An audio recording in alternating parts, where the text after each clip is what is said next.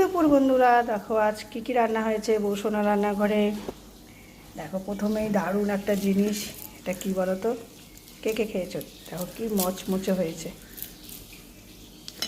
একটা বড়া, কিসের বড়া বলো তো এটা।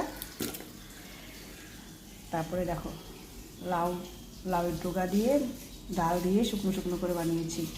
এটা একটা ডালের বড়া শুকনো রেখেছি, এই বড়া দিয়েই পেঁপে আলু দিয়ে রসা বানিয়েছি, বাটিতে বেড়ে ফেলেছি।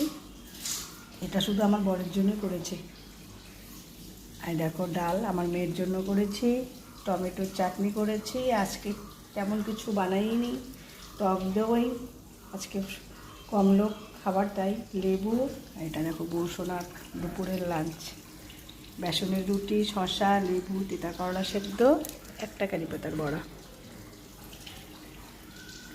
কে কে খাবে চলে এসো।